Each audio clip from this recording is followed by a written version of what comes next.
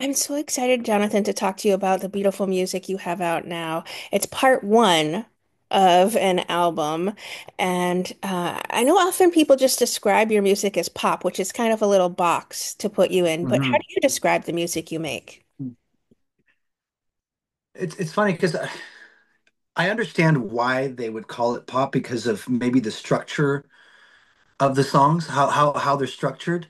But I mean, when you listen to the musicianship and the creativity of my keyboard player or my bass player, um, I think it. I mean, that's where for me it falls into the alternative and the world of just something that's just tasteful and good. um, and super creative. I have such a creative team.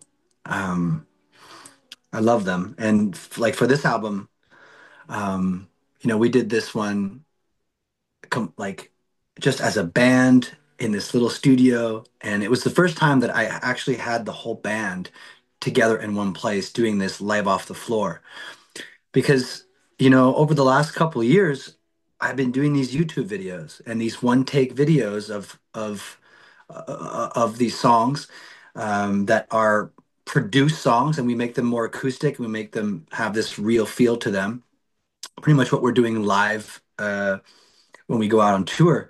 And I always felt that my albums didn't or not enough put my musicians in like this beautiful place of like, wow, these guys are good and this band sounds so good. And so I feel like we captured it on this new record. We really did. I feel like when you listen to this record, like you listen to the bass and the keyboards and the drums and the way Mark is hitting the drums and just I just and Timo playing the electric guitar, and it's just I don't know, it sounds like such a cool creative album. And I don't know if I can really describe what it is. I can't. I think it's a mishmash of a bunch of different shit. Um and I think I'm just we're putting down what we like all as a unit. And I feel that we all listen to different kinds of music, all of us in the band. And so it just becomes a thing of its own. And I think that that's what's so cool about it. What were some of the musical influences you had as artists when you were growing up? I had It's weird because I bounced from. I think that's where maybe my melodies sometimes are a little more poppier, is because I used to love the Backstreet Boys, and the man who created all those songs for the Backstreet Boys and Britney Spears is a monster at writing songs, and I love the way he kind of wrote them. Um, so I was bouncing around pop music, and then fell in love with like Ray LaMontagne, Johnny Lang, BB King, Paolo Nutini, and just kind of got influenced by, I think, hearing them sing. I love their tone of voice.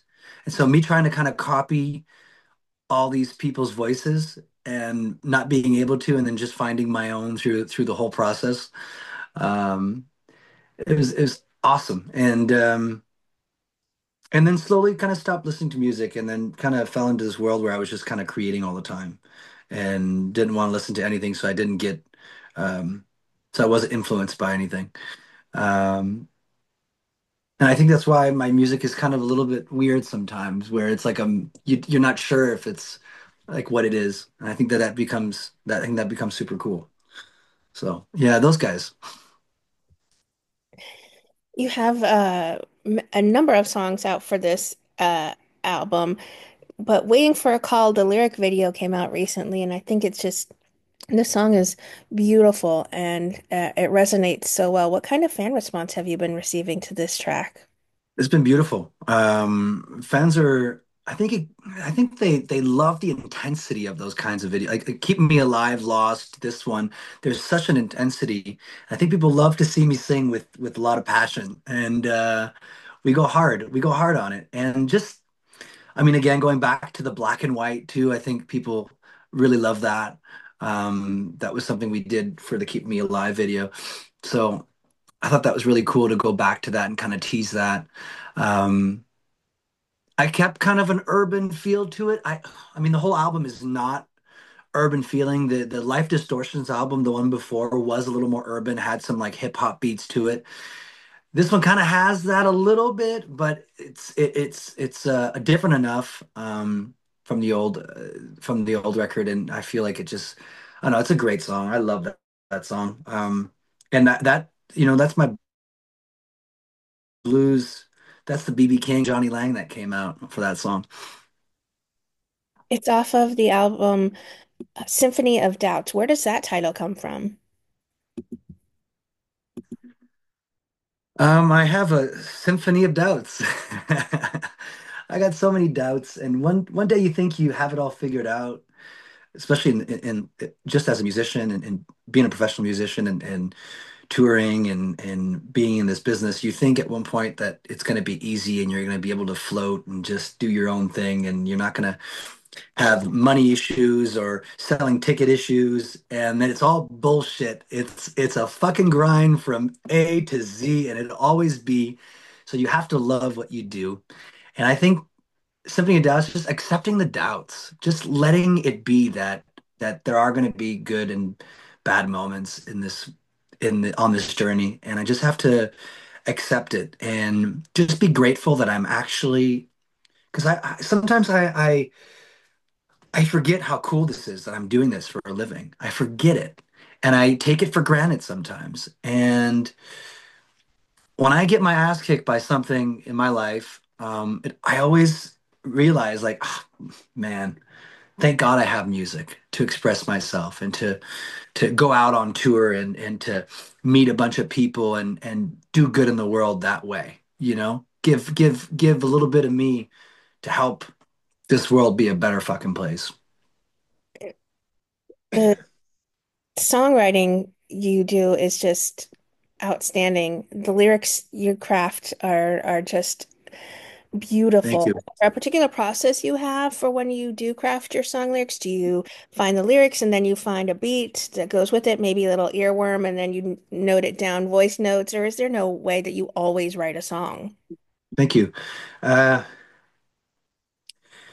a few years ago, when I was let go from I signed a major record deal, and anyways got let go. And I'll always remember one of the things that someone told me from there, and they told me that songwriters you either have it or you don't. And they told me that I didn't have it, and that I should focus on singing, and that my songwriting was my voice, which I think is awesome at the same time. Like, for example, Joe Cocker was not a songwriter per se, but the way he sang a song made it his own. That was his songwriting. That's what he brought to his songwriting. And over the last, what is it? I don't know. What is it? Keep Me Alive, 7 years, 6 years. I've been really fine tuning it. And, I was it kind of broke my confidence in songwriting. And it was honestly the thing that I love the most is to just sit there and write songs and just write lyrics and find lyrics that make sense. And then also try and make sense of what's actually going on in my head to put it on paper. Um, and so how I kind of work and tick is usually it's something will be happening in my life, something whether it's negative or positive, and I will go into the studio and try and play something that sounds like the melody that's kind of playing around in my head, whether it's happy or sad, whatever it is. And at least I have the subject right away. So it's always having the subject of what you want to talk about and then creating the music. I'm not someone that can write lyrics without music. I don't like it. I don't connect with that. I think that's awesome that people can do that, but I just can't. Um, and so I will just start singing whatever and finding words through that process and just letting go of what I need to say during looping a verse for 4, 5, 6 hours, sometimes shorter, sometimes it comes quick. Um, but just getting it out of me and accepting it. And not trying to force something, and then kind of playing with words. just rhyme and then start rhyming and it's actually it can be really simple if you just have the right idea. When you have the right idea, after that, things start to flow. Um, and then it's I fine tune. Some people just write the song and then fine tune. I fine tune as we go, so sometimes it could take a while, but Mhm. I find that so much better. Um, and I'm pretty quick to write songs. Sometimes, there's one song that it's not out yet. It's called Back Someday, which took about a year and a half to write. Okay. And Wow. usually, like that rarely happens. Usually, I'll write something, and if it doesn't work or if I can't finish it, I will let it go because it's just not the time for it. But I yeah, it's such a fun process because I'm just getting it all out there and getting rid of nasty bees. I call them the nasty bees, the doubts and The just the Symphony of conversations that I Doubts. had. Exactly. Exactly. Yeah, so that's it. And then usually bring it in the studio and with my gang and we just start because I'm not a very good musician. Um no, That's truly. I mean, compared to these guys are so talented in playing the instruments. I mean, I play a bit of piano, I play a bit of guitar, but nothing like these guys. These guys, that's all they do is they're that's their profession. Like like for sports, like there's a quarterback, right? And then there's a whatever line receiver, whatever. Everyone has their part in playing. And these guys are just so amazing. So I just bring it to them, and then we can screw around and try and find really cool ways uh, to create something that at the end of the day was a little bit part of what I thought was going to be, and really it just became this awesome um, mishmash of a bunch of ideas that we all put together. Well, is there a particular song on this album, either part one or part two, that really holds a special significance for you?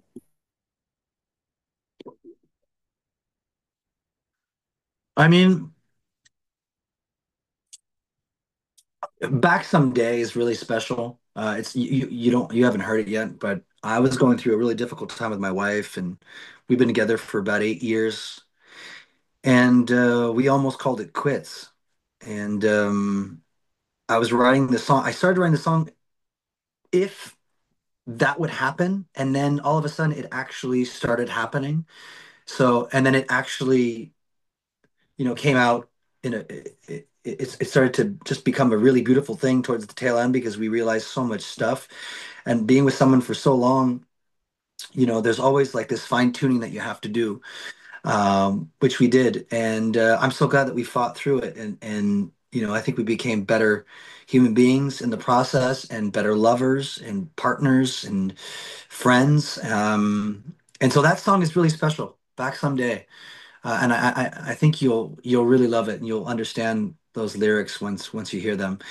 And the fact that it took me so long to write because I couldn't let it go and I knew that it was good. I just didn't know how good it was and it actually turned out so much better than I thought. And I think people will connect to that one because obviously I think we all go through difficult times with love and love is a thing that we all want and it's not easy. And nowadays, like, a lot of people just give up on love. It's just like, just get divorced. And I get it, but also I think we forgot how to work on things and really fine tune things. And if you love something enough to really take care of it and to nourish it. And so Back Someday, I think is the song. With both of the album pieces coming together and being released soon, will there be some live shows where you'll be performing some of the tracks off the album pieces? Yeah. Yeah. Where are you exactly? I'm in Fort Lauderdale, You're Fort Lauderdale. You're Florida. Okay, a so I little don't bit think we'll far. be going down that world, down that side of the world, but we've got about 50 to 60 shows out in Canada, and then we are headed to the U.S. I believe in April. Okay. We have only announced one of the. I think there's about 6 or 7 dates. We've only announced one of them, which is in Denver. I'm going back essentially home. I lived in Denver for about 10 years. Um, my dad grabbed a job over there, and we kind of the whole family followed, and we lived there. I love it there, and so I'm going to be able to go see some old friends and kind Good. of where music all started for me, where my mom had bought me like the first drum and the guitar and I had like I wanted to start a band, but I didn't have the balls to do it, so I never did it. So now I'm like going back to this awesome place. Um, but we're going to be in the U.S. April. I think it's going to be more West Coast. Okay. So yeah. What would you like fans to take away from Symphony of Doubts? Is there an emotion or a message you hope lingers with them? Yeah, I mean, there's a lot of one of the things that I'm talking a lot about is division, and I feel like this world is super divided, and we're no longer also accepting people's flaws, and we're no longer accepting people's the difference in values and how certain people live their lives. I just feel like we've really disconnected from that, and we need to show a lot more love and kindness and obviously also take back the control that we've lost over the last couple of years with or decades or hundreds of years to the government. I think taking back a little bit our freedom and the things that we want to do and the things that should actually happen to make society and this world better, not for the people that are making huge amounts of money in big corporations and huge pharmaceutical companies. Like, I think we need to make this world actually a better place, and we need to start fucking now because it is lost. Um, so yeah, I'm that's what a lot of, if you listen to the song Divided, that's what it's all about. And I'm not like a political person, and I don't think I ever will, but fuck, man, I think I need to at least get people to look into it, to understand that we are almost we pretty much have a gun to our heads at all times, and it's really sad, and we need to get away from that. I think we need to be, partners with the people that are in charge and friends, and everyone's supposed to help each other out as a true community. Um, so yeah, love and division, and this is what this album is all about. What would you like to say then to everyone who are fans and supporters of the beautiful music you continue to make, Jonathan? Mhm. Thank you for the support. Thank you for the love. Thank you for coming to our shows wherever you are around the world. Um, Thank you for listening to all our stuff on YouTube and giving me this opportunity because in reality, without my fans, I do not have a career. I am not doing this, you know? So I'm so thankful for the love that they have towards my music so that I can keep doing it. And I will always try and be better and better as a human being and as a musician to make sure that they get the best out of me creatively and as a human being. So thank you for being there with me through this journey. Well, you're an exceptional musician. I hope you know this is what you are meant to do. I hope I'm a more exceptional human being than I am a musician. But thank you for that.